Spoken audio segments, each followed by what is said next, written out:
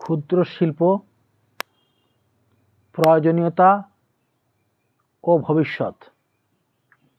ক্ষুদ্র শিল্প বলিতে বোঝায় এমন এক প্রকারের শিল্প যাহাতে বিনিয়োগ 1 কোটি টাকার মধ্যে থাকে।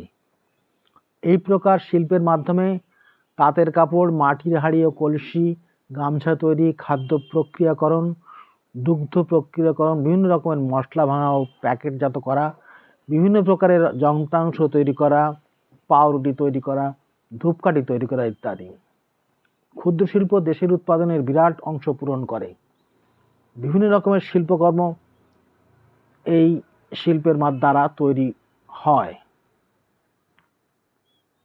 বিশেষ ধরনের নিপুণতা এই শিল্পের প্রধান আকর্ষণ। শিল্পীর নিজের ইচ্ছামতো এবং ক্রেতার প্রয়োজন মতো দ্রব্য তৈরি করা যায় এই শিল্পের মাধ্যমে।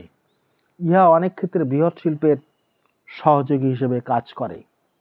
ক্ষুদ্র শিল্পের উৎপাদিত দ্রব্য আমাদের নিত্যদিনের প্রয়োজনীয় জিনিসপত্র। ইহার উৎপাদিত দ্রব্য ক্রেতাগণের বিশেষ প্রয়োজন সাধন করে। ইহা ছাড়া উপভোক্তাগণ চলিতে পারে না। এই শিল্পের চাহিদা প্রচুর এবং তার সঙ্গে এই শিল্পে প্রচুর লোক নিয়োজিত আছে। স্বল্প পুঁজিতে এই শিল্প গঠন করা যায়, এজন্য ইহাতে নিযুক্তির সংখ্যা দিন দিন বাড়িয়া চলে। ইহাতে সরকারের বিশেষ দৃষ্টি আকর্ষণ করা দরকার এবং ইহার উন্নতি সাধনের জন্য বিশেষ বিশেষ প্রকল্প গ্রহণ করা দরকার।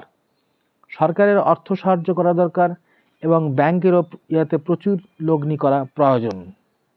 বেকার সমস্যা আশু সমাধানের জন্য ক্ষুদ্র শিল্পকে উৎসাহিত করা এবং প্রচুর অর্থ লগ্নি সাহায্য করা দরকার।